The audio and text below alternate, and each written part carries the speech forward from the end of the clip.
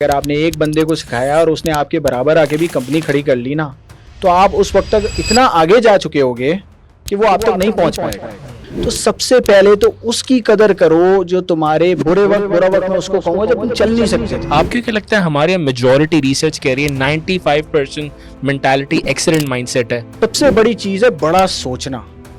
बड़ा सोचोगे तो तुम उसके करीब पहुंच जाओगे। अब मैं अगर तुम्हें ये कहूँ कि यार मैंने प्लान किया था कि मैं ऐसे ऐसे करूंगा और मैं यहाँ पहुंच जाऊंगा, तो ये झूठ है। हमारे मेजॉरिटी लोग कल्चर स्केप में रहते हैं, वो देखते हैं कल्चर में क्या है। सबसे पहला काम वो ये करे कि शादियों में जाना छोड़ दो। आपको क्या लगता है आज के इस एरा के अंदर या आपकी सक्सेस में सबसे इम्पोर्टेंट स्किल कौन सा है? इंसान के अंदर ताकत है वेदर और हालात के हिसाब से अपने आप को ग्रूम करना और अपने आप को मोल्ड करना। अगर तुम सारा दिन बैठ के फैमिली व्लॉगिंग देखते हो, टिकटॉक देखते हो और फिर तुम मुझे कहते हो कि यार मैं बहुत बड़ा इंजीनियर बनूंगा, तो आई एम सॉरी भाई, तुम बहुत बड़े क्या, तुम इंजीनियर ही नहीं बनोगे।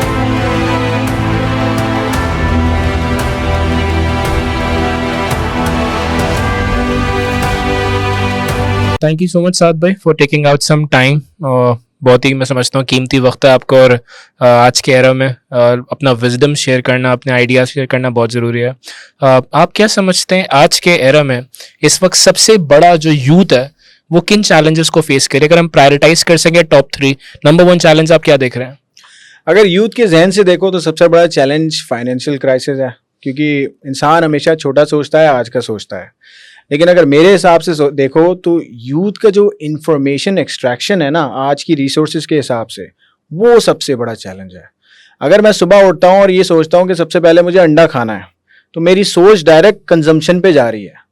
और सुबह उठ के अगर मैं ये सोचता हूँ कि मुझे 100 पुशअप्स लगाने हैं, तो मेरी सोच सेल्फ इम्प्रूवमेंट पे जा रही है। आज का लड़का सेल्फ इम्प्रूवमेंट का नहीं सोचता, वो अंडे का सोचता है। तो ये मेरा ख्याल है बहुत बड़ा चैलेंज है। हमेशा मैं जाता हूँ माइंडसेट की तरफ। ऐसे क्या? दुनिया में सबसे ताकतवर जो ऑर्गन अल्लाह ने दिया ना, वो आपका दिमाग है। अगर उसका इस्तेमाल इमीडिएट डोपामिन रिलीज की तरफ होगा तो आप शॉर्ट टर्म में ही कामयाब होगे और शॉर्ट टर्म में ही फेल हो जाओगे। लेकिन अगर आप नॉलेज एक्वायर करोगे और सेल्फ इंप्रूवमेंट पे काम करोगे, जो कि आजकल लोग सोचते नहीं है और इसी को मैं सबसे बड़ा मसला समझता हूँ, ऐसे ही तो आप लंबे दौर में कामयाब होगे। 2 किस्म की मेंटालिटीज मैंने देखी, पढ़ी, समझी अपने 10 सालों में। एक एक्सीडेंटल माइंडसेट है, बहुत से लोग बस इंतजार कर रहे हैं कि कुछ ना कुछ हो ही जाएगा।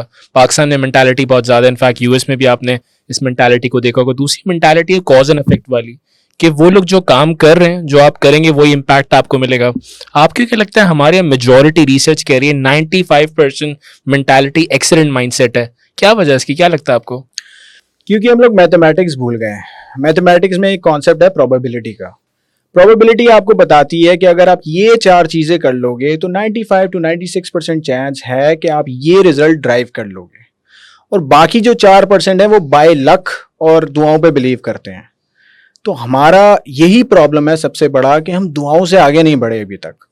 और फिर हमारा एक ये सोच है कि कोई मसीहा आएगा, कोई आएगा कहीं से और वो कुछ कर देगा। हम प्राइम मिनिस्टर की सूरत में भी यही सोचते हैं, हम बाहर से आने वाले किसी बंदे के बारे में भी यही सोचते हैं, और चैरिटेबल फाउंडेशंस यही सोचते हैं, और इसी को एक्सप्लॉइट करता है पूरा सिस्टम। आपको पॉलिटिशियन भी लूट रहा है, आपको चैरिटी फाउंडेशंस भी लूट रही हैं, और आपको आगे बाहर वाला बंदा भी समवॉट अपने सेल्फ इंटरेस्ट के लिए लूट रहा है। जो कि हम कुछ एग्जाम्पल्स लेते हैं कि अगर अब गेट रिच क्विक स्कीम्स आ रही हैं तो उसका नॉस्टैल्जिया बढ़ता ही इसलिए है कि आवाम को एक इंस्टेंट ग्रेटिफिकेशन चाहिए, फौरन से कुछ चाहिए।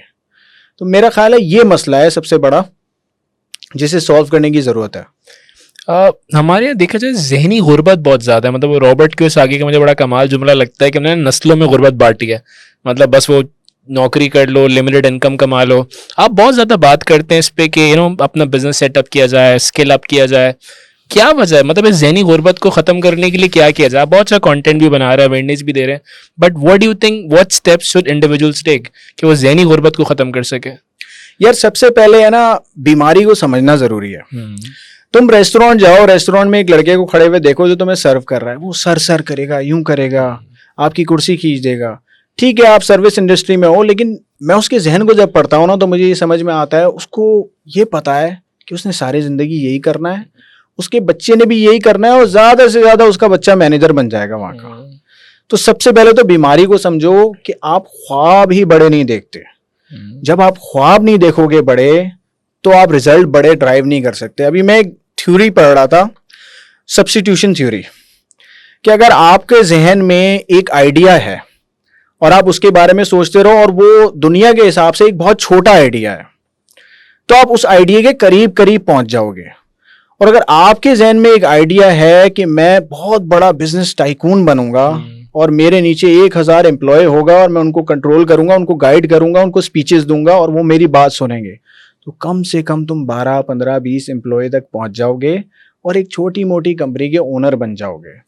तो जहन ऐसा है कि वो खाली नहीं रहता किसी वक्त, या तो छोटा आइडिया सोच रहे होगे या कोई बड़ा आइडिया सोच रहे होगे। तो मैं इसीलिए बच्चों को कहता हूं कि हमेशा अपने आप के बारे में बड़ा सोचो, एरोगेंट ना हो। जब बड़ा सोचोगे ना तो ये जिस्म है ना, जब दिमाग से कनेक्ट होता है ना, तो वो उस तरह हरकत में आता है। और अपने ख्वाब किसी को बताओ ना, क्योंकि जब आप ख्वाब किसी को बताते हो ना अपने, तो आप मेंटली आपको फील होता है कि आपने अचीव कर लिया है वो, यानी आप वहां पहुंच गए हो। बहुत से लोग अपने लाइफस्टाइल को फेक बड़ा करते हैं ना, आपने देखा होगा, फोन नया ले लेते हैं, घड़ी नहीं ले लेते हैं, गाड़ी ले लेते हैं। लाइफस्टाइल जब फेक करता है बंदा या ख्वाब किसी को बताता है ना, तो वो अपना वो जी चुका होता है वो ख्वाब, फिर उसके लिए जो हरकत और जो मेहनत की जरूरत है ना वो नहीं कर पाता। तो सबसे बड़ी चीज है बड़ा सोचना। बड़ा सोचोगे तो तुम उसके करीब पहुंच जाओगे। लेकिन अगर तुम्हारी सोच ही ये है कि यार बस पास कर लेता हूं ये एग्जाम, निकालना है मुझे ये एग्जाम, तो फिर तुम फेलियर के करीब हो। लेकिन अगर तुम ये सोचोगे कि मैं यूनिवर्सिटी में टॉप करूंगा, शायद मजाक उड़ाएं, हम सब मजाक उड़ाएंगे तुम्हारा, लेकिन तुम्हारा जिस्म उस हिसाब से हरकत करेगा और तुम्हारा दिमाग उस हिसाब से मेहनत करेगा कि उसके करीब करीब आ जाओगे। आपकी जो बैकग्राउंड है, आई थिंक इतने सारे पॉडकास्ट में आपने अपनी जर्नी बताई है, डिस्कस किया, मैं क्योंकि बहुत ज़्यादा स्कॉलर डिस्कस किया तो हम इतना नहीं करेंगे। बट नॉर्थ नाज़ाबाद से आई थिंक आपका बैकग्राउंड बिलोंग करते हैं। मैं खुद भी नॉर्थ नाज़ाबाद से आज भी बिलोंग करता हूँ, मेरे बचपन ही नॉर्थ नाज़ाबाद में गुजरा। जब आप अपने बैकग्राउंड को देखते हैं और आज अपनी करंट स्टेट को देखते हैं जहाँ पे आज आप हैं, आई थिंक लाखों लोगों की लाइफ को आप इम्पैक्ट कर रहे हैं, एक $multi-million बिजनेस रन कर रहे हैं, क्या वो जर्नी, वो ट्रांजिशन बहुत से लोगों की लाइफ में आती है, बट वो क्या ऐसी चीज़ थी जिसने साद हाशवानी को आज वो बना दिया जो मेजॉरिटी लोग नहीं बन पाए? हमारे लीडरशिप का रेशो ऑलमोस्ट 1% है। 1% लोग हैं मैं समझता हूँ जो कि ज़िंदगी में कुछ कर पाते हैं और बाकी लोग सब सोचते ही रह जाते हैं। वो ऐसी क्या चीज़ है, वो क्या स्टेप्स थे मिसाल के तौर पे जो एक इंडिविजुअल आपकी बात से सुनकर उस पार्ट पर इम्प्लीमेंट करे तो वो भी शायद आपकी जर्नी में एक सक्सेसफुल बन सकता है? देखो, जिंदगी एक मल्टी वेरिएबल इक्वेशन है। आप मेहनत करते हो, मेहनत की डायरेक्शन सही होती है और फिर नसीब होता है और फिर माँ और हजारों चाहने वालों की दुआएं होती हैं। तो ये सारे फैक्टर एक साथ हैं, तो कोई सेट रेसिपी नहीं है। रेसिपी सिर्फ एक है, काम करते रहना है, प्लान बनाते रहो और काम करते रहो। अब मैं अगर तुम्हें ये कहूं कि यार मैंने प्लान किया था कि मैं ऐसे ऐसे करूंगा और मैं यहां पहुंच जाऊंगा, तो ये झूठ है। सही है। प्लान सब करते हैं, काम थोड़ा उससे कम कर लेते हैं लोग, और फिर दुआएं शायद थोड़ी कम होती हैं और बिलीव कम होता है। मेरा जो असल फंडा है ना, अगर बिलीव हो तो काम बढ़ जाएगा, बिलीव नहीं होगा तो आप हारे हुए माइंडसेट में है ना, इंसान हारा हुआ ही रहता है। जीते हुए माइंडसेट में इंसान फिर मेहनत उस तरह करना शुरू कर देता है। अभी मुझे किसी ने पूछा कि यार फेम से पहले की लाइफ और फेम के बाद की लाइफ कैसी थी, तो मैंने उन्हें कहा कि अब मुश्किल हो गई है लाइफ, क्योंकि लोगों की उम्मीद होती है ना, तो फिर मेरा भी खुद पे बिलीव बढ़ता है और उस बिलीव के हिसाब से जिम्मेदारी आती है।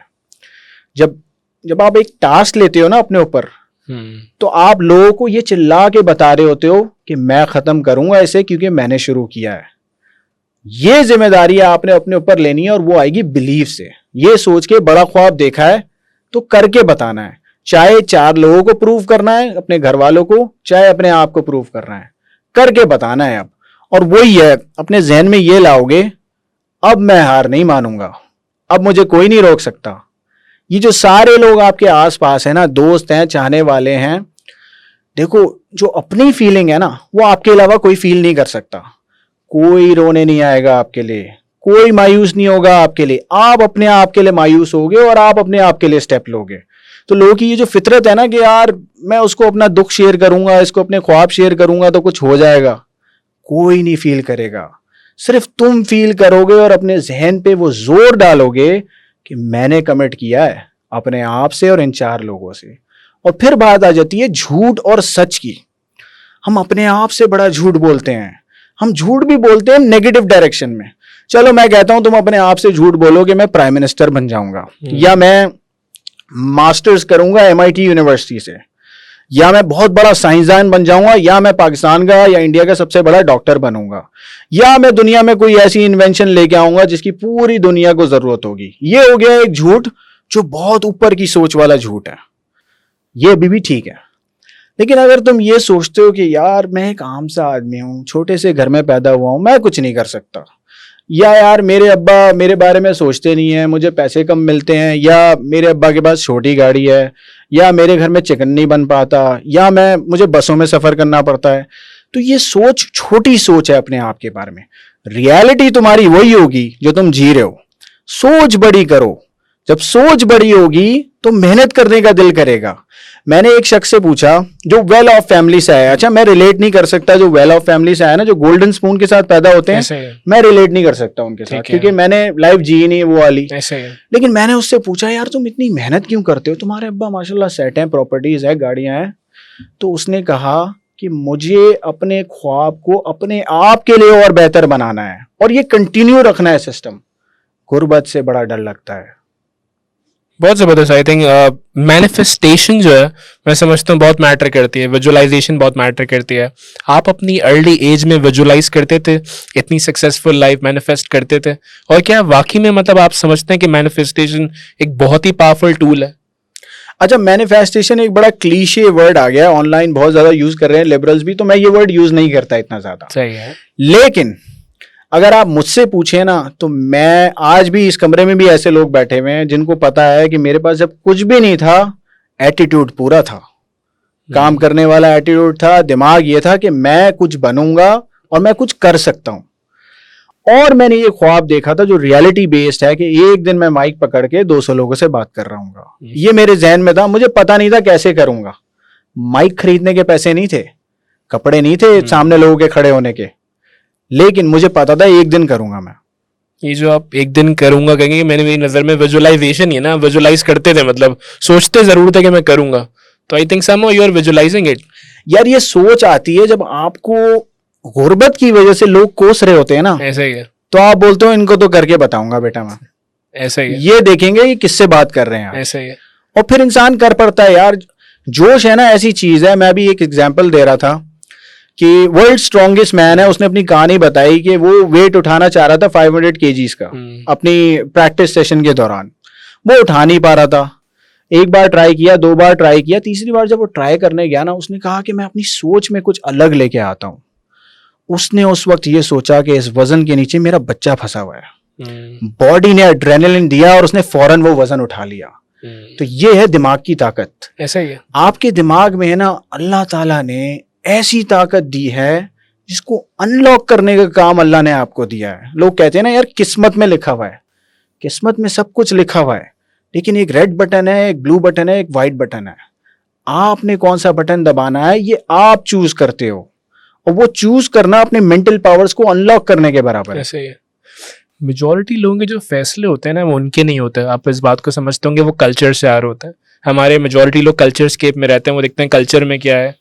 आपकी जर्नी को जब मैं स्टडी करता हूँ, मैं देखता हूँ जितने पॉडकास्ट होने का इत्तेफाक हुआ, रील्स आ रही होती हैं, उसमें आपकी जर्नी डिफ्रेंशिएट होती है अपने दोस्त यारों से, अपने आसपास के लोगों से। आप एक सक्सेसफुल जर्नी जिंदगी को गुजार रहे हैं। इस कल्चर स्केप की दौड़ से किस तरह निकले, मतलब डिफ्रेंशिएट कैसे किया है? हर कोई काम नहीं करना चाहता, आप काम कर रहे थे। हर कोई बस बैठ के चाहता है वो बड़े ख्वाब देख रहा हो जाए, आपने काम किया, वो पॉसिबल किया। क्या ये किस तरह डिफ्रेंशिएट कैसे किया? अच्छा, इसकी बड़ी सिंपल इक्वेशन है। जिसको भी फील होता है कि आज वो जो जिंदगी जी रहा है वो उसे नहीं जीनी है, सबसे पहला काम वो ये करे कि शादियों में जाना छोड़ दे, चाय के होटल में बैठना छोड़ दे। जो भी उसका टास्क है ना आज के दिन में, अगर पढ़ाई तुम्हारा टास्क है, पढ़ाई शुरू हो जाओ। अगर काम करना तुम्हारा टास्क है, काम करना शुरू हो जाओ। शाम को आके इंटरनेट पे कुछ ना कुछ लर्न करो। Money management, sales, human psychology और आर्टिफिशियल इंटेलिजेंस की जो भी स्किल्स आप सीख सकते हो वो सीखो। देखो बड़ी फेमस सेइंग है, बहुत बार यूज हो चुकी है, only dead fish go with the flow. जब मछली मर जाती है ना, तो पानी की स्ट्रीम उसको जहां लेके जाती है वो जाती है। लेकिन अगर मछली जिंदा हो ना, तो उसके पास इतनी ताकत है कि पानी इस तरफ जा रहा हो और वो उस तरफ चली जाए।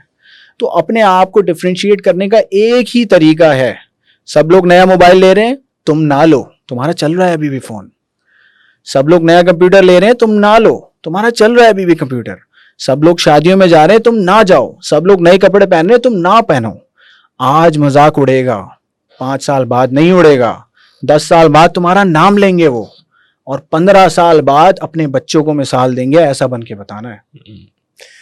हर कामयाब इंसान के पीछे ना कुछ सेट ऑफ स्किल्स होते हैं। किसी भी एंटरप्रेन्योर को मैं उठा के देखें, बोले अगर मैंने इस स्किल को अपनी लाइफ में ज़्यादा प्रायोरिटाइज किया था, और 5 उंगलियां कभी भी बराबर नहीं होती, मैं समझता हूँ the most important thing is to keep the most important thing most important. आपको क्या लगता है आज के इस एरा के अंदर या आपकी सक्सेस में सबसे इंपॉर्टेंट स्किल कौन सा है, जिस स्किल पर आपने काम किया और आज आपकी जर्नी शेप अप हो रही है? Adaptation. You should be able to adapt in any circumstances. आज भी अगर आप मुझे कहें ना कि बगैर एसी के बसों में सफर करो, मैं कर सकता हूँ। शायद मेरी चमड़ी एक हफ्ता इजाजत ना दे, दूसरे हफ्ते से वो करना शुरू हो जाऊंगा। आप मुझे कहेंगे आप जंगल में जाके वक्त गुजारे, रिसर्च करें, मैं जंगल में जाके वक्त गुजार सकता हूँ। पहला हफ्ता मुश्किल होगा, अचानक से सर्दियां पड़ेंगी, मुझे एक हफ्ता ठंड लगेगी। अचानक से गर्मियां पड़ेंगी, मुझे एक हफ्ता गर्मी लगेगी। इंसान के अंदर ताकत है वेदर और हालात के हिसाब से अपने आप को ग्रूम करना और अपने आप को मोल्ड करना। ब्रूस ली ने कहा है कि बी लाइक वाटर, पानी की तरह बन जाओ, ऐसा ही है। जो हालात हो उसमें मोल्ड कर जाओ। और फिर इसके साथ एक चीज है जो कंसिस्टेंट नहीं है लोगों की जिंदगी में, जैसे एक बंदा कर लेता है और दूसरा नहीं कर पाता। देखो हर इंसान की जिंदगी में है ना, वो कहते हैं ना behind every successful man there is a woman. तो एक और भी सेइंग है कि behind every successful man there is thousands of people, और उनकी जवानियां लगी हुई हैं आप पे, आपके वालिदैन की जवानी लगी हुई है आप पे। ऐसा ही है। तो अगर आपकी जिंदगी में वो पार्ट नहीं है ना, तो वो पार्ट बड़ा जरूरी है मेरे ख्याल में, और वो आपको नहीं मिल रहा तो आपको कहीं और से वो एक्सट्रैक्ट करना पड़ेगा। मैं मिसाल देता हूँ, बिल्कुल। देखो अगर आपको एक पानी का ग्लास दो, उसमें चीनी डाल दो, और वो आपका दोस्त चीनी डाल रहा है तो वो मीठा हो जाएगा, और आपका वही दोस्त उस पानी में जहर डालेगा तो आप मर सकते हो। अगर आपका दुश्मन उस पानी में चीनी डालेगा तो वो मीठा हो जाएगा, और अगर आपका दुश्मन उसी पानी में जहर डालेगा तो आप मर सकते हो। इसका मतलब अल्फाज और सोच, चाहे दोस्त से आए चाहे दुश्मन से आए, नुकसान भी पहुंचा सकती है, फायदा भी पहुंचा सकती है। उन लोगों को करीब रखो जिनसे अच्छी सोच आए, पॉजिटिव सोच आए, पॉजिटिव ख्याल आए। जो बंदा तुम्हारे अंदर नेगेटिविटी डाल रहा है, तुम्हें कोस रहा है, तुम्हारा कॉन्फिडेंस तोड़ रहा है, फोन उठाना छोड़ दो उसका। 2 साल बाद खुद ही आएगा, तारीफ करेगा। बिल्कुल ठीक है। बहुत जरूरी है ये। बहुत से लोग हैं अमेरिका के अंदर बिजनेस कर रहे हैं, मल्टी मिलियन डॉलर्स कमा रहे हैं, मल्टीपल काम कर रहे हैं। कुछ अरसे पहले आप मंजर आम पे आए, पॉडकास्ट के ज़रिए कंटेंट बनाया, रील्स बनी, वायरल हुए। वाई यू, मतलब आप क्यों, मतलब ये इस फील्ड में कंटेंट क्रिएशन में अवेयरनेस में खास तौर पे I think you creating so much awareness among youth, बहुत ज़्यादा काम कर रहे हैं आप, मल्टीपल लोग मैं देख भी रहा हूँ, एक फॉलोइंग भी बिल्ट हो रही है, बहुत बड़ा काम है। लेकिन why you, why not others? बहुत सारे लोग हैं जो ये काम कर सकते हैं अवेयरनेस का, बट वो क्यों नहीं कर पा रहे? यार कुछ लोग कोशिश कर रहे हैं फाउंडेशंस को पैसे दे के, लेकिन मेरा ख्याल है, मैं एक टीचर था बचपन में, मैं ट्यूशंस पढ़ाता था। मैंने 9th में 9th को पढ़ाया है, 10th में 10 को पढ़ाया है, फर्स्ट ईयर में फर्स्ट ईयर को पढ़ाया है। मेरा ख्याल है वो टीचर वाला जो कीड़ा है ना अंदर से, वो जाता नहीं है। सही।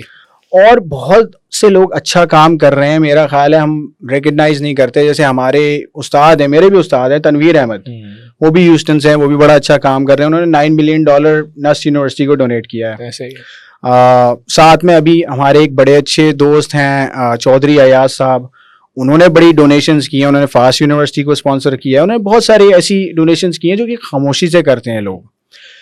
बहुत सारे लोग ऐसा काम कर रहे हैं जो बहुत खामोशी से कर रहे हैं। They are not interested in marketing and branding. मैं भी इंटरेस्टेड नहीं था, इत्तेफाक से एक आध पॉडकास्ट वायरल हुआ तो वो एक चल पड़ी चीज।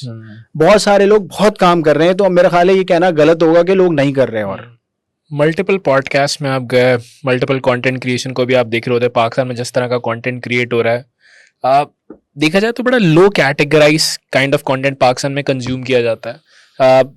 सालन की देगें चल रही हैं या फूड कंटेंट की हम बात करें, वो देखा जाता है बहुत ज़्यादा। अगर पढ़ी लिखी बातें करते हैं ना, तो वो ज़्यादा बहुत प्रेज नहीं की जाती, उल्टा क्रिटिकल फीडबैक मिल रहा होता है, ज्ञान दे रहे हो, भाषणबाजी कर रहे हो। क्या कहेंगे, मतलब ये क्यों है, इसकी क्या वजह है? How to cope up with this? अगर दुनिया में अवार्ड शो हो ना तो 2 अवार्ड्स में हम टॉप पे आएंगे, एक है झूठ बोलने पे और दूसरा खाना अच्छा बनाने पे। खाना हम बड़ा अच्छा बनाते हैं, झूठ हम बड़ा अच्छा बोलते हैं। देखो यार, लोगों के पर्सनल एजेंडाज हैं, पर्सनल एजेंडा की वजह से लोगों को इस तरह रखा जा रहा है। लेकिन या तो सारी जिंदगी आप ऊपर वाले लोगों को कोसते रहो और बाहर से आने वाले लोगों को, चैरिटी करने वालों को कोसते रहो, या ये जो चैरिटेबल फाउंडेशन में जो काम हो रहे हैं उनको कोसते रहो, या तो आप खुद को ताकतवर बनाओ ना। ये तो अपनी पर्सनल चॉइस है। अब अगर तुम सारा दिन बैठ के फैमिली व्लॉगिंग देखते हो, टिकटॉक देखते हो और फिर तुम मुझे कहते हो कि यार मैं बहुत बड़ा इंजीनियर बनूंगा, तो आई एम सॉरी भाई, तुम बहुत बड़े गए, तुम इंजीनियर ही नहीं बनोगे। या अगर तुम सोचते हो कि यार मैंने एवरी डे सेल्फ इंप्रूवमेंट पे खर्च करना है, एंटरटेनमेंट लो, मैं दे रहा हूं थोड़ी बहुत एंटरटेनमेंट, बातों के साथ साथ मैं दिखा देता हूं गाड़ी तुम्हारे लिए, जरूरत नहीं है मुझे, लेकिन मुझे पता है तुम उससे हुक होगे, फिर मैं अच्छी बात कर देता हूं। इस पे भी मुझे भी कोई कोस रहा था कि यार आप गाड़ियां दिखा रहे हैं। भाई हम गाड़ियां इसलिए दिखा रहे हैं कि हम अपनी कौम की साइकोलॉजी समझते हैं कि मैं उसको एक चीज दिखाऊंगा, वो पास आएगा, मैं उसको अच्छी बात बता दूंगा। हम अपना कोई मंजन नहीं बेच रहे। तो असल स्ट्रेटेजी कंटेंट क्रिएटर्स की रिस्पॉन्सिबिलिटी अगर लो, जो कि इररिस्पॉन्सिबल और बेकार लोग हैं, सारे 2% के लोग हैं हमारे यहाँ पे, मेजॉरिटी, कुछ अच्छे भी हैं आपके जैसे लोग, वो तो अपनी जिम्मेदारी अदा नहीं कर रहे, लेकिन उनकी जिम्मेदारी बेसिक ये है कि कौम की साइकोलॉजी के हिसाब से उन्हें एक हुक करो और कुछ ना कुछ अच्छा दे दो। ये आके मुझे नहीं बताओ कि यार मैंने इतने लाख रुपए डोनेट कर दिए या मैंने इतने उम्रे कर लिए। यार हुकूकुल इबाद और हुकूकुल अल्लाह में डिफरेंशिएट करो। लोगों के हुकूक है ना, वो सिर्फ पैसे देने से नहीं है। पहला लफ्ज है पढ़, इकरा, तो भाई पढ़ाओ लोगों को, सबसे बड़ी जिम्मेदारी ये है। और सारे प्रॉब्लम सॉल्व भी इसी से शुरू होते हैं। पहला लफ्ज क्यों है? There is a reason, right? आप और मैं लॉजिकल इंसान है, चलो हम बहुत ज्यादा रिलीजियस नहीं होंगे, लेकिन हम लॉजिकल इंसान है। पहले ये लफ्ज इसीलिए नाजिल हुआ कि सारे मसले इसी से हल होना शुरू होते हैं। ऐसे ही गुर्बत कभी पूरी खत्म नहीं होगी, लेकिन इंसान के अंदर मेहनत और खुददारी डाल दी ना हमने, तो यहाँ आपको सड़क पे भिखारी नहीं दिखेंगे।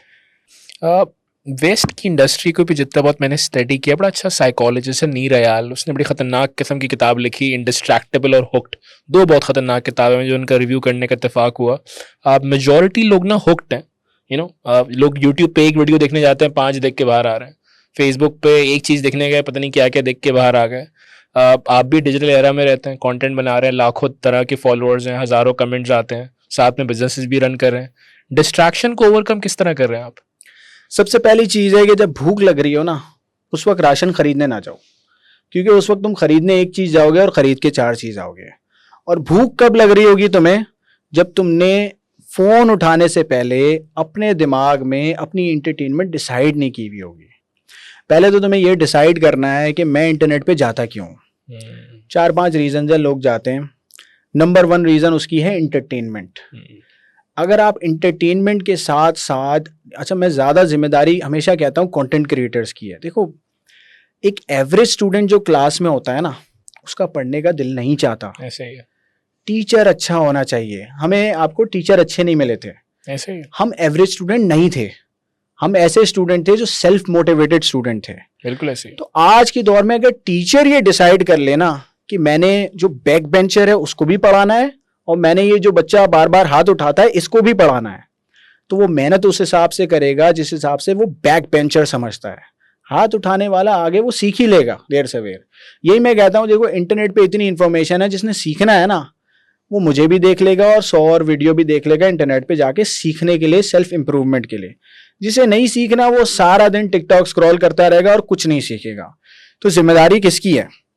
अगर इंटरनेट पे फॉर एग्जाम्पल 100 क्रिएटर्स हैं और 100 में से 52-53 क्रिएटर्स अच्छी बात करना शुरू कर दें, अच्छा कंटेंट देना शुरू कर दें और बाकी 47 अपने लगे रहें, वो नो प्रॉब्लम, अलाउ किया हुआ है उनको, बोले 10-10 मिलियन कर ले फॉलोअर, करते रहें अपना काम।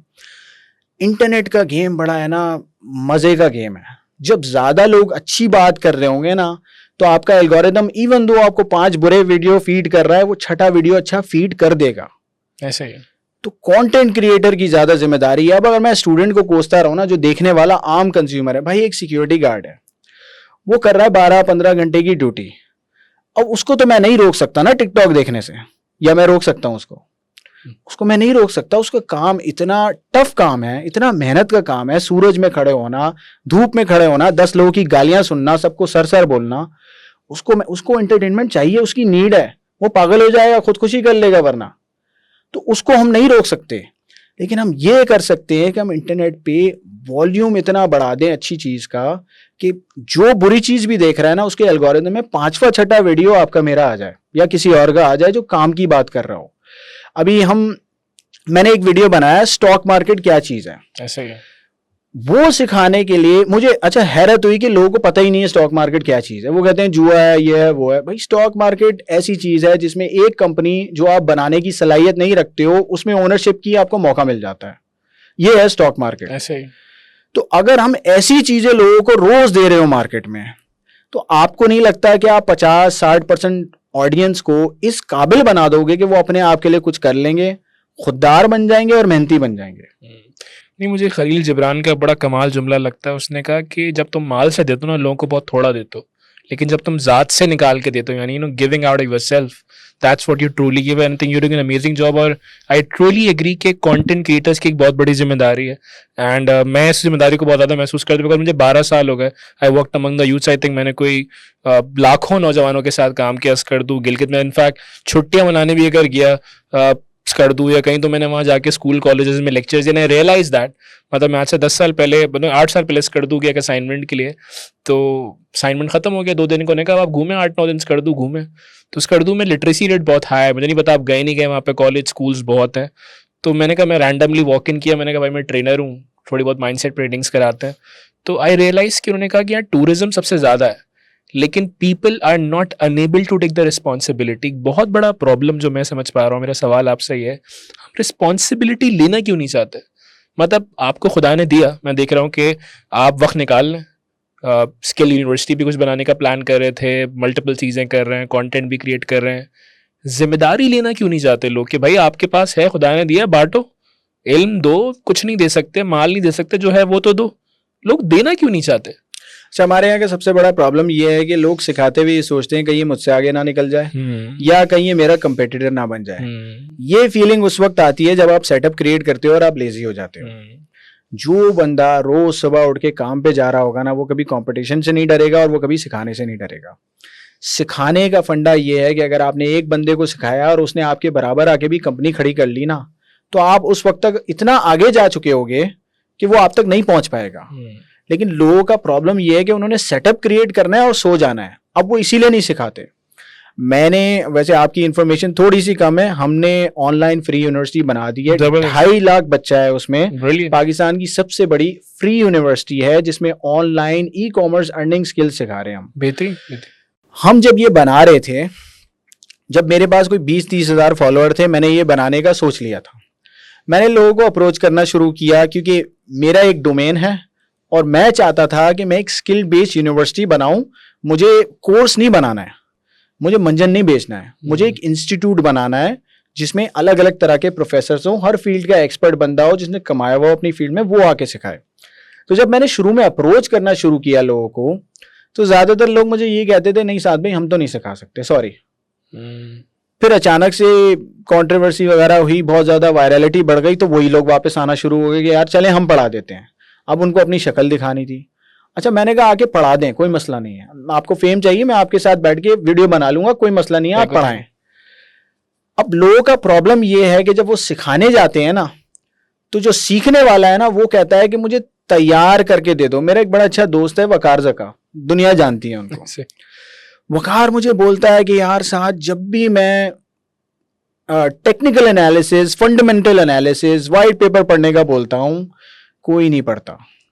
जब भी मैं सिग्नल्स देना शुरू करता हूँ, ओहो, लोगों की लाइन लग जाती है। अच्छा, उसको कोर्स की जरूरत नहीं है उस बंदे को। बात बताऊं, वो क्रिप्टो से, मैं नंबर्स नहीं लूंगा, I have seen things, he is way ahead of anyone else. और दुनिया में जो टॉप के ट्रेडर्स हैं उनमें नाम है उनका, ये लोग जानते नहीं है। लोगों ने उनकी वो सोशल मीडिया वाली साइड देखी, हमने तो एज वाली चीज देखी, हमने पढ़ने वाली साइड देखी है। वो बंदा 24 घंटे के अंदर व्हाइट पेपर गोल के पी जाता है और फिर उसको उर्दू में ट्रांसलेट करके समराइज करके बता देगा आपको। तो वो कहते हैं कि बच्चे सीखना ही नहीं चाहते, उनको शॉर्ट टर्म चीज चाहिए जिसमें मैं सिग्नल दे दूं कि ये ऊपर जाएगा, ये खरीद लो, ये नीचे जाएगा, ये इसको पुट ऑप्शन ले लो इसका। तो ये हमारी भी कौम का प्रॉब्लम है कि हमें एक बंदा जिसके पास खजाना है नॉलेज का, आप उससे ले ही नहीं रहे हो। सही ये तो वही बात हो गई कि मैं हार्वर्ड यूनिवर्सिटी में आपका एडमिशन करा दूं फ्री में और आसमान ही बोले सारी फीस मैं तुम्हारी पे करूंगा। ऐसे ही है। कर दी मैंने तुम्हारी 4 सालों की फीस पे, और तुम वहां जाके पार्टी कर रहे हो। एक मुझे हमेशा से क्यूरियोसिटी रहती है, जब भी मैं कोई किताब पढ़ता हूँ या मैं किसी इंसान से मिलता हूँ, तो मैं ये देखता हूँ कि इसका बाप कौन था, या इसका उस्ताद कौन था, या इसके मेंटोर्स कौन थे, ताकि मैं उनसे भी जाके सीख सकूँ, बिकॉज वो पर्सपेक्टिव डेफिनेटली बड़ा होगा। When I look at you, मतलब I am very curious about it कि आपके एग्जैक्ट मेंटोर्स कौन है, आप क्या रिकमेंड करते हैं यार इनको जाके सुनो, तो तुम्हें समझ आएगा कि मेरा थॉट प्रोसेस क्या है। अच्छा, मैं इसमें थोड़ी सी स्पिरिचुअल बात करूंगा। देखो, इंसान की शख्सियत है ना, हजारों लोगों की शख्सियत से मिल के बनी होती है। सबसे पहले तो अपने माँ बाप को इज्जत दो। देखो, तुम्हारा जो बाप है ना, वो इवन दो अभी तुम्हें लगता है कि तुम उससे ज्यादा होशियार हो, लेकिन जब तुम चल नहीं सकते थे ना, उसने हाथ पकड़ा है। और ये जो सारी नॉलेज तुमने एक्वायर की है ना दुनिया से, ये उसकी वजह से की है। तो सबसे पहले तो उसकी कदर करो जो तुम्हारे बुरा वक्त मैं उसको कहूंगा जब तुम चल नहीं सकते थे, ऐसे ही है। उसने साथ दिया है। देखो, नॉलेज है ना एक बड़ी ही साइंस है। इंफॉर्मेशन हर जगह पड़ी हुई है, उसमें से नॉलेज एक्सट्रैक्ट करना आर्ट है ना। ऐसा ही है। इंफॉर्मेशन सारी तरफ से आ रही है, अब तुम एक्सट्रैक्ट कैसे करोगे? जो दाना लोग होते हैं ना, विद फुल ऑफ विजडम, वो हमेशा जब नए बंदे से मिलते हैं तो उसको रीड करते हैं और उसको टेस्ट करते हैं।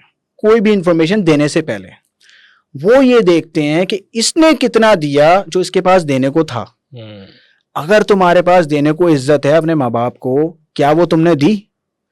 अगर तुम वो दे रहे हो और तुम्हें कोई विजडम वाला इंसान मिलेगा ना, अच्छा, विजडम वाले इंसान को आपकी जिंदगी में होना जरूरी नहीं है। They have a very strong reading, वो आपसे मिलके बता देंगे कितना पानी में है बंदा।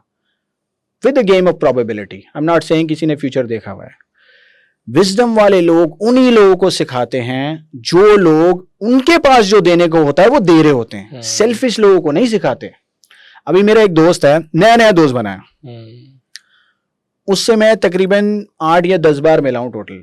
उसने अपने सारे बिजनेस सीक्रेट्स मुझे बता दिए। हालांकि वो ये सोचता सकता था आसमानी सबसे बड़ा कंपटीशन होगा मेरा, लेकिन उसने कुछ देखा मेरे अंदर कि यार ये बंदा दिल का खुला है, इसने फ्री यूनिवर्सिटी बना दी, ये काइंडली झुक के मिलता है लोगों से। अब मैं अपनी तारीफ नहीं कर रहा, मैं कह रहा हूं कि उसने क्वालिटीज ये नोट की जो कि उसने बताई, और उसने मुझे अपनी सारी सीक्रेट्स दे दी बिजनेस। अब उसको ये पता है कि मेरे अंदर इतना रिगार्ड है कि एक यूनिट आएगा और उसमें वो भी बिड कर रहा होगा और मैं भी बिड कर रहा हूँ, तो मेरे अंदर इतनी गैरत है कि मैं पीछे हट जाऊंगा कि तू मुझे लेके आया इस धंधे में, यू गो फर्स्ट। तो ऐसे इंसान को विजडम वाले लोग पहचानते हैं। तो मैं कहता हूं सबसे पहले अपने माँ बाप को खुश रखो, अपने माँ बाप को इज्जत दे दो, अपने चाहने वालों को इज्जत दे दो। हजारों मेंटोर्स मिलेंगे, कोई तुम्हें चलना सिखाएगा, कोई भागना सिखाएगा, कोई जंप करना सिखाएगा जब तुम उस काबिल होगे और तुम्हारे अंदर वो दिल होगा जो सेल्फिश नहीं है। मैंने अपनी जिंदगी में जो पहली किताब पढ़ी थी ना, that's called new 1 minute manager. बड़ी मतलब बहुत छोटी सी किताब थी, हमने समझा कि बड़ा कोई आसान किताब होगी, बट इस किताब में एक जुमला बहुत कमाल था, व्हेन यू लुक गुड ना you feel good, and when you feel good you do good. आज के एरा के अंदर मैं समझता हूँ आपका पर्सनैलिटी, आपका ड्रेसिंग सेंस, आपकी ओवरऑल पर्सनालिटी बहुत ज़्यादा मैटर करती है। When I look at your profile, when I look at you, मतलब एक वो कहीं ना कहीं वो चीज़ नज़र दिखाई देती है। क्या ये चीज़ें आपके बारे में भी, आपकी नज़र में भी चीज़ें मैटर करती हैं कि आपका पर्सनल प्रोफाइल, अटायर? बहुत से लोगों को बस किसी भी हालत में वो शुरू कर देते हैं बात करना, लेक्चर देना, but when I look at your content overall, तो मुझे कहीं ना कहीं वो एक स्वैग दिखाई देता है। मतलब स्वैग का पीछे वो मेंटालिटी क्या है? यार, बचपन में जब मैं शादियों में जाने का सोचता था ना, मेरे पास कपड़े नहीं होते थे पहनने को, या कपड़े इतने अच्छे नहीं होते थे जिसमें मैं कॉन्फिडेंट फील करूं। तो अब अल्लाह ने दिया है तो कोशिश करता हूं कि बेस्ट से बेस्ट लुक दूं, और एक सेंस ऑफ रिस्पेक्ट भी होता है when you are meeting someone, और जिनकी आप इज्जत करते हैं तो उनके पास आपको प्रेजेंटेबल होके जाना चाहिए। प्रेजेंटेबल होने का मतलब ये नहीं है कि ब्रांडेड चीज़ें पहनो, मैं ब्रांड नहीं पहनता। मैं कोशिश करता हूँ कि ज़्यादा से ज़्यादा कपड़ों में मैं किस में फील कर सकता हूँ कि यार आज अच्छा दिन गुजरेगा, उस तरह मैं ड्रेसअप कर लेता हूँ। इसके पीछे इतनी ज़्यादा सोच नहीं है मेरी, आप जो कह रहे हैं मेरा ख्याल है वो प्रोफेशन के हिसाब से लोग अपने आप को ग्रूम करते हैं। जैसे अमेरिका में रियल्टर है ना, वो हमेशा अच्छी गाड़ी रखेगा, क्योंकि जब वो घर बेचने जाएगा तो उसने अपनी गाड़ी से सामने उतरना है क्लाइंट के। तो ये एक फंडा है। हमारे तो बहुत बार हमारे एम्प्लॉयज़ के बाद हमसे अच्छी गाड़ी होती है, हम इतना सोचते नहीं है इस बारे में। लेकिन कुछ फील्ड्स की रिक्वायरमेंट है, कुछ फील्ड्स के लिए आपको करना पड़ता है। फॉर एग्जांपल एक हेयर ड्रेसर है, वो अगर गंजा हो या उसके बाल सही नहीं कटे हुए हों तो जाहिर है ही can not sell his product. तो the world is very transactional and you always have to sell your product, and one of the products is giving respect and getting respect. एक बड़ा प्रॉब्लम है, यू आर वेरी राइट, कि कोई ना कोई life में होना चाहिए, कोई ना कोई, मतलब आज के दौर में ना हसद बहुत है, मतलब चाहे आपके दोस्तों में हो, चाहे वो आपकी, इनफैक्ट फैमिली सिस्टम में चीज़ बड़ी आ गई कि लोग आपकी खुशी से खुश नहीं हो पाते। मैं बहुत सारे यंगस्टर्स से मिलता हूँ, कहा जा रहा है कि जो जनरेशन जी है is one of the loneliest generation in the history. मतलब तारीख में कभी इतनी लोनलीनेस नहीं देखी गई थी। अमेरिका में आप उठा के देखें, पाकिस्तान में उठा के देखें, डिप्रेशन एंजाइटी की मेजर वजह ही यही है कि लोगों को वो ट्राइब नहीं मिल पाती। क्या कमेंट करेंगे जिनको लाइफ में कोई नहीं मिल पा रहा? ह्यूमन साइकोलॉजी सीखें। अगर आप ह्यूमन साइकोलॉजी जानते हो ना तो आपको दोस्त बनाने में आसानी होगी। मैंने अभी एक बड़ा फेमस कोट सुना, एक दोस्त से ही सुना, उन्होंने कहा कि no one is against you, everyone is just looking out for themselves. कोई आपके खिलाफ नहीं है, सब सिर्फ अपना सोच रहे हैं। अगर ये बात अपने जहन में ले लोगे तो आपकी दोस्तियां खराब नहीं होंगी और ख़त्म नहीं होंगी। ये जो आप जेन जी का प्रॉब्लम बता रहे हो ना, वो ये देखते हैं कि बंदा अपना सोच रहा है तो शायद वो मेरे खिलाफ है। देखो, अगर इस उम्मीद के साथ दोस्ती करोगे ना कि सबको अपना देखना है, पहले मेरा पेट है, फिर मेरी फैमिली के 4 लोगों का पेट है, फिर तू आता है दोस्त। अगर ये एक्सपेक्टेशन अपने जहन में बिठा ली इस दुनिया में, मैं पहले ज़माने की दोस्ती की बात नहीं कर रहा कि दोस्त ने बुलाया तो आप उसको बोलोगे कि कौन सी गाड़ी में जाना है, ये नहीं बोलोगे कि किस लिए आ रहा हूं मैं, ये बोलोगे कौन सी गाड़ी में जाना है। पहले ज़माने की दोस्ती थी ये। आज की दोस्ती ऐसी है कि तुम एक्सपेक्टेशन रखो कि भाई वो अपना भी सोचेगा, वो अपनी फैमिली का भी सोचेगा। पहले के दौर में देखो, एक कमाने वाला होता था, 5 खाने वाले होते थे, सिस्टम चल जाता था। ऐसे ही अब थर्ड वर्ल्ड कंट्री में हर एक को कमाना है, हर एक को देखना है, यानी हर एक ट्रांजैक्शनल बन गया है। मैं अमेरिका की ये बड़ी मिसाल देता हूँ। हमारे बिजनेसेस में ख़ास तौर पे नौकरी करने वाला बंदा आता है ना, वो प्रॉपर पे करता है, तरीके से पे करता है। बिजनेस करने वाला बंदा आता है, वो प्रॉपर नेगोशिएट करता है। तो आज के दौर में अपने हर दोस्त को तुम बिजनेस करने वाला बंदा समझो, वो प्रॉपर नेगोशिएट करेगा अपने राइट्स में, अपने टाइम में, अपने फायदे में। अगर ये तुमने एक्सेप्ट कर लिया और तुमने मान लिया कि यार इस दोस्ती में थोड़ा सा कैपिटलिज्म का छिड़क दूं मैं, तो दोस्ती चलती रहेगी। लेकिन जहां तुमने ये सोच लिया ना कि यार ये बंदा मुझ पे जान निछावर करेगा, तो फिर मेरा ख्याल है एक्सपेक्टेशंस टूटेंगी, और आज के दौर में टूटती हैं। अब इसके साथ साथ ये बात भी ले लो कि 1000 लोगों में 1-2 ऐसे लोग मिलेंगे जो गिविंग नेचर के होंगे। उनकी कदर कर लो, उनको ना जाने दो, वो दोस्त दोबारा नहीं मिलेगा तुम्हें।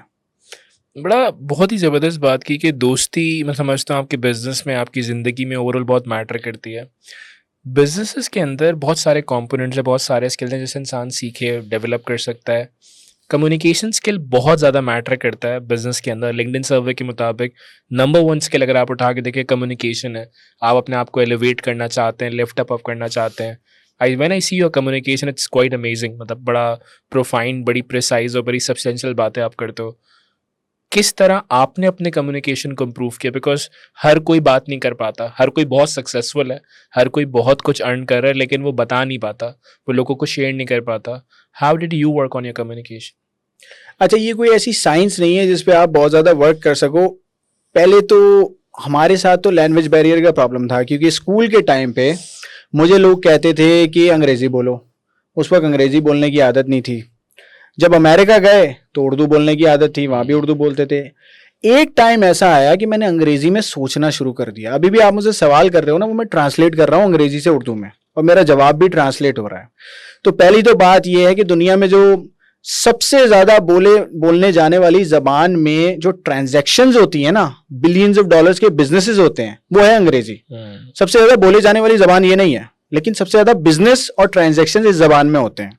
तो पहले तो वो ज़बान सीखना ज़रूरी है, या उसको ट्रांसलेट करना ज़रूरी है। अभी मैंने वकार की मिसाल दी, वो वाइट पेपर्स पढ़ता है अंग्रेज़ी में, 24 घंटे पढ़ता है, उनको ट्रांसलेट करता है, उनको समराइज करता है, लिखता कहीं नहीं है, जहन से करता है वो सब चीजें। तो सबसे पहले तो आपको मेन लैंग्वेजेस ट्रांसलेट करना आना चाहिए। दूसरी बात, आइडियाज आर्टिकुलेट करना मेरा ख्याल है 20-30 साल का स्किल है। अपने आइडिया को एक जुमले में आर्टिकुलेट करना 20 से 30 साल का स्किल है। इसलिए मैं बच्चों को बोलता हूं कि जब यंग एज में हो तो कंटेंट और डेटा ऐसा कंज्यूम करो जिससे तुम्हें नई चीजें समझ में आना शुरू हो जाए, नई चीजें सीखना शुरू हो जाओ। अगर तुम ऐसी चीजें सीख रहे हो ना जिसमें रिपीटिशन है, जैसे, और मैं इंटरटेनमेंट के लिए नहीं बोला, अभी मैं इंफॉर्मेशन के लिए बात कर रहा हूँ। जैसे तुम एक ही तरह की मूवीज देखते रहते हो, दबंग आ गई, वही लड़ाई की वाली फिल्में आ गई, तुम कुछ सीखोगे नहीं उससे। शायद तुम प्रोडक्शन साइड में हो तो सीख जाओ, एंगल्स वगैरह ये सब चीजें सीख जाओ, लेकिन आइडियाज आर्टिकुलेट करने के लिए आपको हमेशा नए जानर का कंटेंट देखना है। नए जानर का कंटेंट कंज्यूम करोगे तो आइडियाज आर्टिकुलेट कर पाओगे। दूसरी चीज, बुक्स रीड करना। आपने अभी 10 बुकों के नाम ले लिए मेरे सामने, एक भी बच्चे को नहीं पता होगा जो मासेस में है कि वो कौन सी बुक है।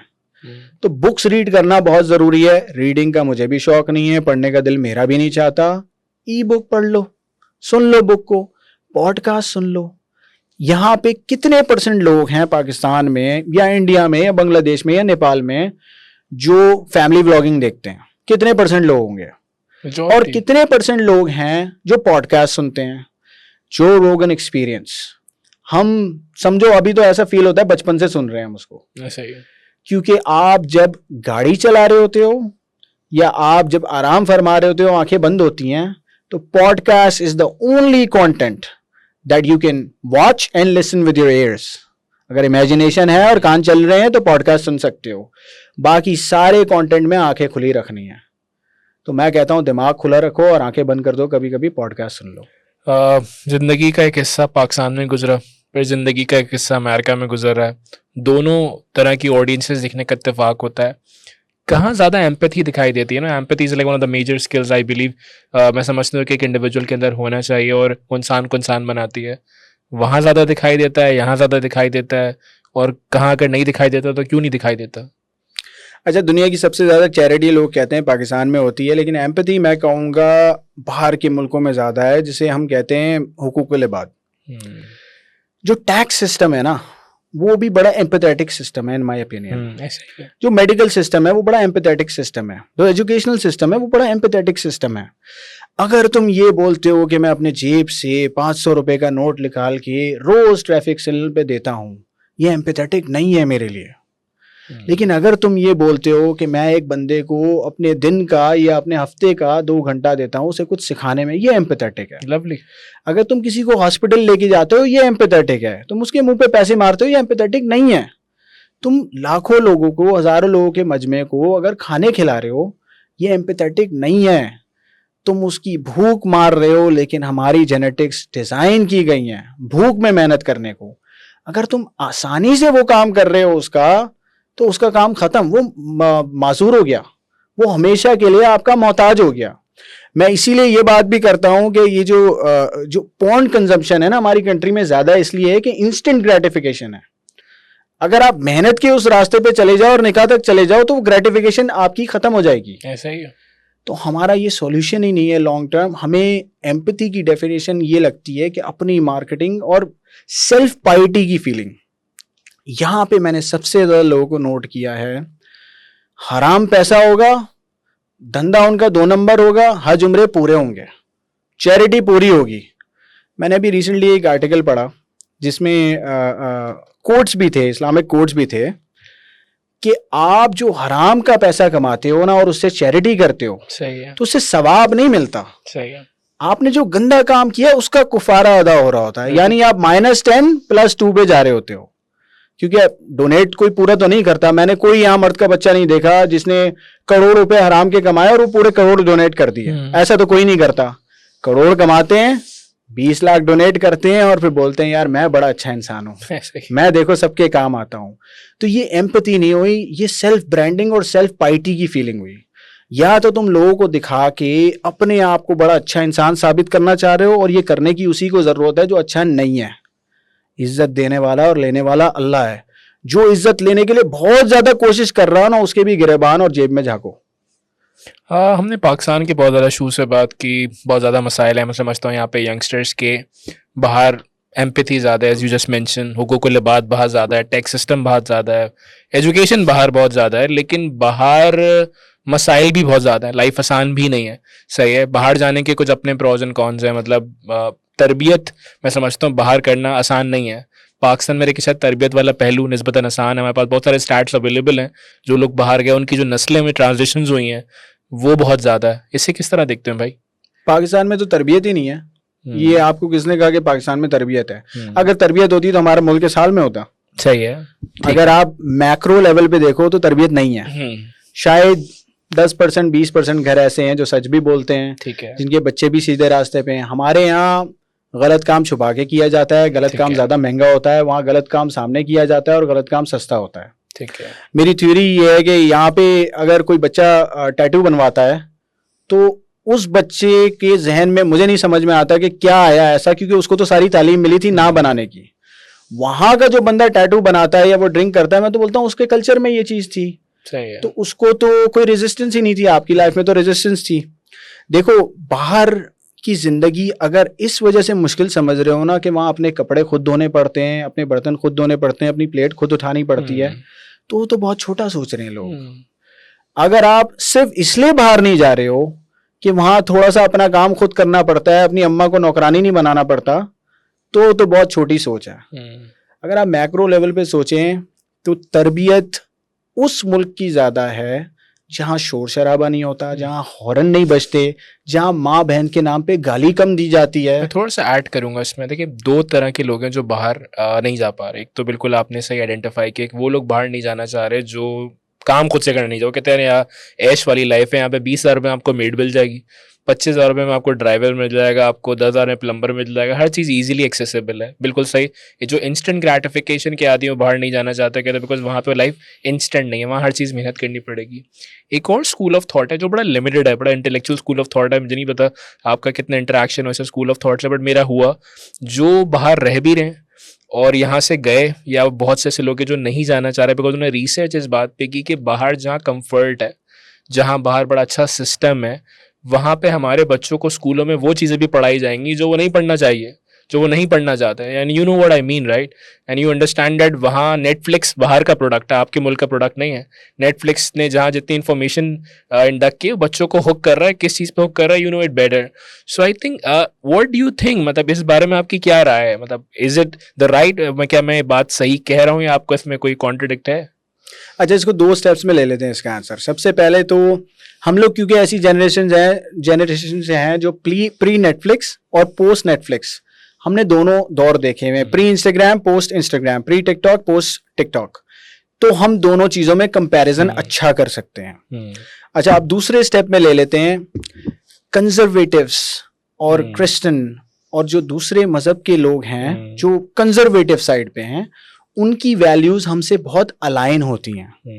अगर आप यूएस की बात कर रहे हैं या यूके की बात कर रहे हैं या जर्मनी की बात कर रहे हैं या न्यूजीलैंड की बात कर रहे हैं या ऑस्ट्रेलिया की बात कर रहे हैं, इन सब जगहों पे कंजर्वेटिव्स भी हैं और लिबरल्स भी हैं।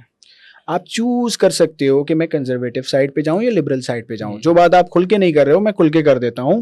California state for example, California में गे, लेस्बियनिज्म, ये सब चीजें बहुत पढ़ाई जा रही हैं, ओपनली पढ़ाई जा रही हैं, और नेटफ्लिक्स तो खुल के बेवजह घुसा देता है बीच में। तो वहां नहीं जाओ भाई। देयर आर स्टेट्स जो कंजर्वेटिव हैं। अलाबामा जाओ, टेक्सास जाओ, वहां पे क्रिश्चियंस की वैल्यू हमसे बहुत करीब है। वो भी अपने बच्चों पे नजर रखते हैं, वो भी अपने बच्चों को पढ़ाना चाहते हैं, रिलीजियस तालीम देना चाहते हैं, संडे को चर्च जाते हैं। बल्कि बहुत सारे लोग हमसे बहुत अच्छे हैं क्योंकि वो झूठ नहीं बोलते। Very true. तो वो तालीम आप अपने बच्चे को दो। मैं सारा मैक्रो लेवल में देखता हूँ। देखो, अगर मजहब है ना दिल में, इस्लाम दिल में है, अल्लाह हम सबके दिल में है। अगर आपको मजहब फॉलो करना है ना, तो आपने अपने घर में और अपने नेबरहुड में एक ऐसा एनवायरनमेंट क्रिएट कर सकते हो जहां मजहब फॉलो कर सको। फर्ज करो आप किसी जंगल में जाके रहते हो और वहां सारे ऐसे लोग हैं जो आपकी जबान भी नहीं बोलते। आपका जो घर है वहां आप मजहब अलाइव रख सकते हो। बाहर जो 40 लोग हैं, क्या उनकी 5 वैल्यूज आपसे अलाइन करती हैं? और क्या उनकी 5 वैल्यूज आपसे ज्यादा अच्छी हैं और आपके मुल्क से ज्यादा अच्छी हैं? The answer is yes. America जाओगे, कंजर्वेटिव्स की 5 वैल्यू हमसे अलाइन करती हैं और उनके पास 5 ऐसी वैल्यूज हैं जो हमारे पास नहीं है। मैंने सिद्रा के पॉडकास्ट में डबल एजेंट वाली थ्योरी कही थी। डबल एजेंट की थ्योरी ये कहती है कि तुम सारी जिंदगी यहां से सीखो, यहां मेहनत करो, फिर कॉलेज यूनिवर्सिटी का टाइम आए और मौका मिले तो बाहर चले जाओ, फिर वहां से सीखो 5 साल 10 साल कॉर्पोरेट जॉब्स बिजनेसेस, वहां से सीखो, फिर यहां आके वहां के सीक्रेट शेयर करो जो यहां नहीं है। Very true, very good example कि आप वहाँ का कंटेंट यहाँ शेयर करो, यहाँ से लेकर चीज़ों को वहाँ जाए। आई थिंक ये बहुत मैटर करता है। आज के एरा में अगर देखा जाए, सबसे बड़ा प्रॉब्लम है कि हमारा विक्टिम मेंटालिटी बहुत ज़्यादा है। मेजॉरिटी लोग ना मतलब कह रहे हैं यार मैं इसकी वजह से नहीं कर पाया, मैं उसकी वजह से नहीं कर पाया, मैं बहुत कुछ करना चाहता था लाइफ में लेकिन मैं बस द कल्चर या इन भाई साहब की वजह से नहीं कर सका। इन लोगों को क्या रिप्लाई करेंगे आप? या जो विक्टिम माइंडसेट होता है ना, वो आता है थोड़ा सा है ना नार्सिसिज्म की वजह से आता है। जब आपको ये फीलिंग आती है ना कि मैं कभी गलत हो ही नहीं सकता, तो हमेशा कोई ना कोई और गलत होगा। दिमाग है ना बड़ा 0 और 1 वाला काम करता है। वो बोलता है या तो मैं गलत हूं या ये सब गलत हैं। जो लोग बोलते हैं हमेशा ये सब गलत हैं या ये गलत है या अब्बू ने ये नहीं किया या अम्मी ने ये नहीं किया या भाई मेरा तंग करता है, तो वो लोग अपनी एक सेल्फ फीलिंग में है कि मुझसे गलती हो ही नहीं सकती। और इसको मैं अगेन कनेक्ट कर देता हूं अपनी झूठ वाली थ्योरी से। हम अपने आप से झूठ बोलते हैं, हम रोज झूठ बोलते हैं। दूसरे की गलती जब होती है, जब तुम अपने आप की गलती कभी मानोगे ही नहीं, तुम अपने आप से झूठ बोल रहे होगे। और इसका एक और स्टेप ले लेते हैं, if you are never wrong you will never improve. आप कभी करेक्ट ही नहीं कर सकते अपने आप को। तो पहला स्टेप है अपने आप की गलती मानना, और दूसरा स्टेप होगा वो चीज ठीक करना, और तीसरा स्टेप होगा सारी दुनिया को बताना कि मैंने ठीक कर लिया है। तो सच का बड़ा ताल्लुक है इस काम से। I think a lot of challenges comes through parenting. मुझे I love this statement in your entire podcast, जो आपने कहा कि मेरी लाइफ में मेरे वालिद थे जिन्होंने वो हर मोमेंट पे और हर स्टेज पर जिन्होंने मुझे मोटिवेट किया, मेरे साथ खड़े रहे। हमारा एक बहुत बड़ा चैलेंज है कि हमारे यहाँ वालिदैन ही बहुत सारे बच्चों की लाइफ को डैमेज कर रहे होते हैं, बिकॉज वो मॉडर्न चैलेंजेस को अंडरस्टैंड नहीं कर पा रहे। सबसे बड़ा गैप हमारा एक जनरेशनल गैप जो होता है कि पेरेंट्स यंगस्टर्स के, मिलेनियल्स के चैलेंजेस को समझ नहीं पा रहे। What do you advise to modern parents? आजकल के पेरेंट्स को आप क्या एडवाइस दोगे कि वो किस तरह से बच्चों के साथ अपने कनेक्शन को बिल्ड करें, ट्राई टू अंडरस्टैंड ये चैलेंज? अच्छा, एक इंसान जो 35-40 साल का है ना, क्योंकि वो वाइट बोर्ड पूरा फिल हो चुका है, अब उसको मिटा के कुछ और लिखना ज़्यादा मुश्किल काम है। मैं एक आसान काम समझता हूँ ऐसे बोर्ड को फिल करना जिस पे अभी बहुत ज़्यादा जगह बाकी है। तो इसमें मैं बच्चों की जिम्मेदारी समझता हूँ। देखो, आप ऐसे एरा में हो जहां आपके पास आपके वालिदैन से 100 गुना ज्यादा एक्सपोजर है और वो बढ़ता जाएगा। तो आपकी ये जिम्मेदारी है, जब आप ह्यूमन साइकोलॉजी समझते हो तो आप उन 2 लोगों की भी साइकोलॉजी समझो जो आपके साथ सारा दिन गुजारते हैं या आपको घर दिया हुआ है रहने का और आपके बिल्स पे कर रहे हैं। थोड़ा इंटेलिजेंस में ये आ जाता है लोगों की कि अगर दोस्त आपके बिल दे रहा हो 3-4 बार तो आपको फील होता है यार इसकी बर्थडे पे मुझे गिफ्ट देना है, इसकी भी ख्याल करना है। भाई, उन लोगों ने अपनी जिंदगी दे दी। The least you can do is understand कि ये कैसे सोचते हैं और इनको मुझे कैसे कन्विंस करना है। अब इसकी थ्योरी पे आता हूं कि कैसे सॉल्व करना है प्रॉब्लम को। मैं बच्चों को ये सिखाता हूं कि अगर तुम्हारे पास कोई अच्छी खबर आए, फौरन पास ऑन कर दो और 4 बार बताओ अपने वालिदैन को। अगर कोई बुरी खबर आए, रोक दो, वहां पे सॉल्व करो मसले को और फिर पहुंचाओ वहां पे। इससे होगा क्या, 2 साल 3 साल 4 साल में वालिदैन को ये फीलिंग आना शुरू हो जाएगी कि ये समझ गया है, इसको पता चल गया है दुनिया से कैसे टैकल करना है। ट्रस्ट बिल्ड होगा। देखो, वालिदैन है ना जो अनरीजनेबल और इररेशनल भी कभी हो जाते हैं ना, that's out of fair and care. Very beautiful, very nice. वो डर से होता है और ख्याल रखने की नीयत से होता है। वो इसलिए नहीं होता कि वो ठोस जमाना चाहते हैं। अच्छा, the exception does not make the rule. यहाँ पे एक्सेप्शंस भी हैं कुछ जगहों पे, that doesn't make the rule. मैं मेजोरिटी की बात कर रहा हूँ, एक्सेप्शंस भी हैं, उस पर भी आएंगे हम लोग। तो पहली जिम्मेदारी as a student and as a person of this generation जिसको इतना ज्यादा एक्सपोजर है, और तुमको ये भी फील भी होता है बच्चे को मुझसे ज्यादा होशियार कोई नहीं है और मेरे माँ बाप को भी कुछ नहीं पता, मुझे सब कुछ पता है। चलो मैंने मान लिया तुम्हें पता है सब कुछ, तो तुम्हारी ये भी जिम्मेदारी है कि तुम उन तक पूरी खबर ना पहुंचाओ और अपने आप के लिए कॉन्फिडेंस बिल्ड करो, अपने आप को सेल करो। तुम जब 50,000 या लाख रुपए की नौकरी में सरसर करते हो ना और उनको सेटिस्फैक्शन पहुंचाते हो, मैंने देखा एम्प्लॉयज को ये काम बड़ा अच्छा आता है, टोपी घुमाना बड़ा अच्छा आता है कि जब एक काम नहीं हुआ और वो पूछते हैं हो गया, हाँ हो गया, और वो फिर करना शुरू करते हैं। तो भाई वालदैन में भी ये स्ट्रैटेजी अपनाओ कि वालदैन को फील गुड फैक्टर दे दो हर स्टेज पे। 2-2.5 साल दोगे, उसके बाद वो कन्विंस हो जाएंगे कि भाई इसको आ गया ये चीज करना। अब बात करते हैं उन माँ बाप की जो समझते हैं कि ये बच्चा मेरी मिल्कियत है और ये वो करेगा जो मैं करवाना चाहता हूं और मेरी डोमिनेंस अब यहीं पे आ रही है, बाहर तो मैं कुछ नहीं कर सका, बाहर तो कुछ नहीं उखाड़ सका, इसी को मैं चला सकता हूं। तो उन माँ बाप का प्रॉब्लम ये है कि वो अपनी जिंदगी की सारी एक्सपेक्टेशंस और उम्मीदें अपनी औलाद से पूरी करवाना चाहते हैं। ना बोल दो, साफ ना बोल दो, बदतमीजी से ना बोलो, तरीके से मैसेज पहुंचा के बोल दो कि भाई मुझे ये पढ़ना है, मैं ये पढ़ना चाहता हूं, मैं इसमें प्रॉस्पर होऊंगा। दूसरा रास्ता है मैं मायूस होऊंगा, नर्वस होऊंगा और आपको भी अच्छा नहीं लगूंगा, ना पैसे कमा सकूंगा। पहली बार वो बुरा लगेगा, कड़वा गुड़ है, पीना पड़ेगा। और हर जगह मसला सॉल्व नहीं हो सकता दुनिया में, मेरा ख्याल है करोड़ों मसले हैं।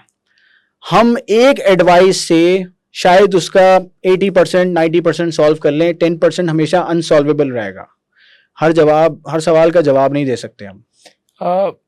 Sadly you know we live in a world in Pakistan, education बहुत ज़्यादा सस्ती नहीं है। अगर हम प्राइवेट यूनिवर्सिटीज़ की बात करें, हमारे यहाँ मिडिल क्लास बहुत ज़्यादा है, लोअर मिडिल क्लास बहुत ज़्यादा है। बहुत से लोग बहुत मेहनत से पैसे जमा करते हैं वालदैन, एंड वो पैसे जमा करने के बाद अपने बच्चों को पढ़ा रहे हैं। एंड हमारे यूनिवर्सिटीज़ में बहुत मिड टियर कंटेंट पढ़ाया जाता है, बहुत ही आउटडेटेड कंटेंट पढ़ाया जाता है।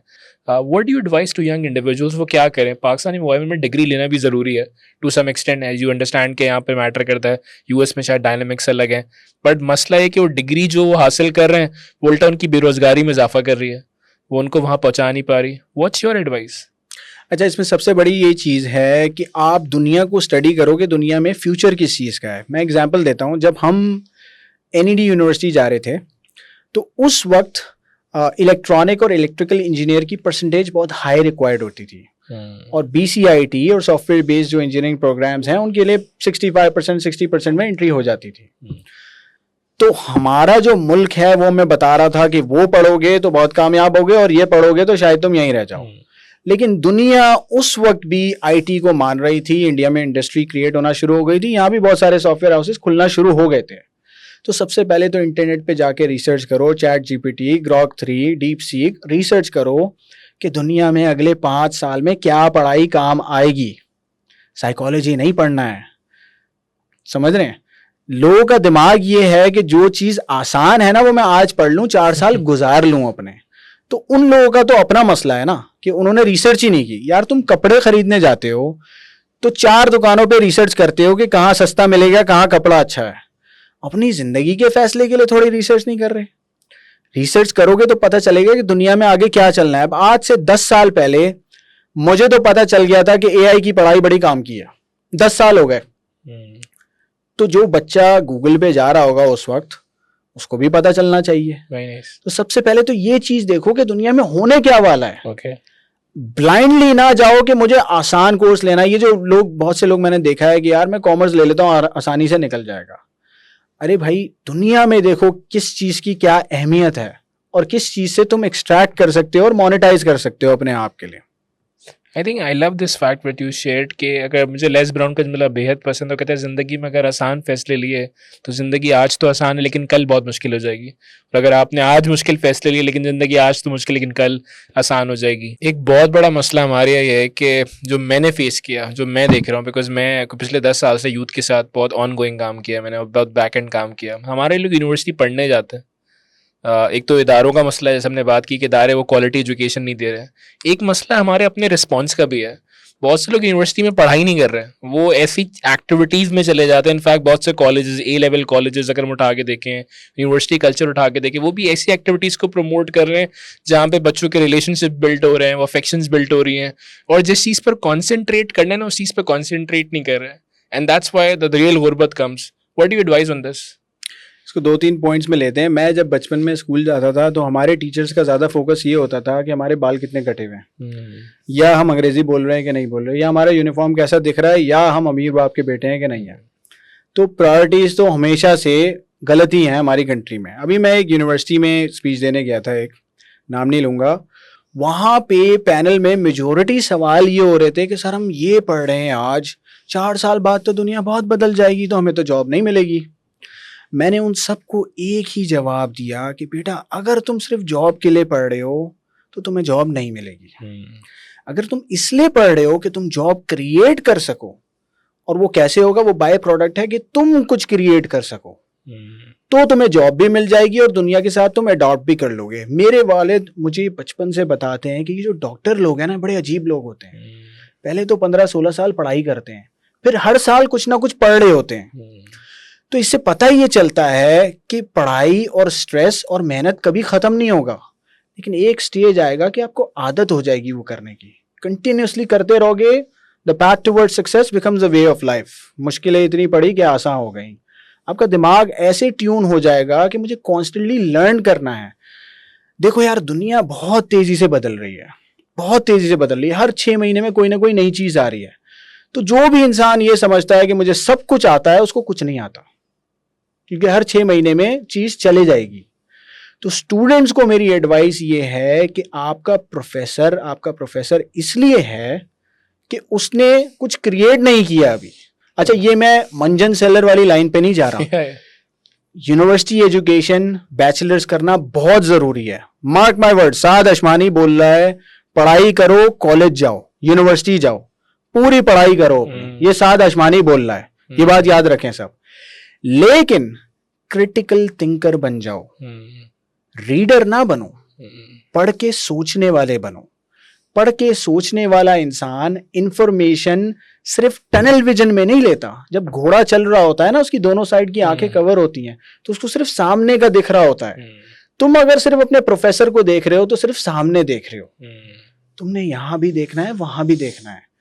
इंफॉर्मेशन हर जगह से मिलेगी। अगर तुम्हारा प्रोफेसर एक टॉपिक डिस्कस करता है ना, तुम्हारी जॉब है कि घर जाके दूसरे दिन तीसरे दिन उस टॉपिक को गूगल करना और ये देखना कि दुनिया क्या बोल रही है इस बारे में। कोई भी इंसान जो है, सॉरी टू ऐड ऑन, कोई भी इंसान मैं समझता हूँ उस लम्हे तक बड़ा नहीं बन सकता जब तक वो ये लर्न ना करे कि नेगेटिव फीडबैक को डील कैसे करना है।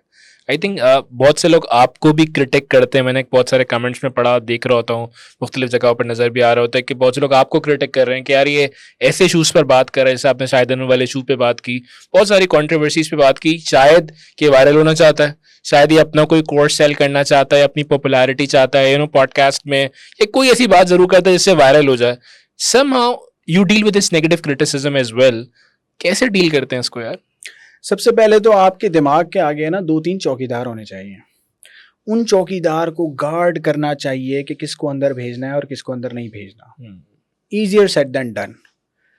आप अगर ऑब्जर्वर होगे ना तो कुदरती तौर पे आप चीजें ऑब्जर्व करोगे। मैंने उसका सॉल्यूशन ये निकाला है कि मैं कमेंट्स पढ़ता ही नहीं हूँ, पॉजिटिव हो या नेगेटिव हो, मैं पढ़ता ही नहीं हूँ।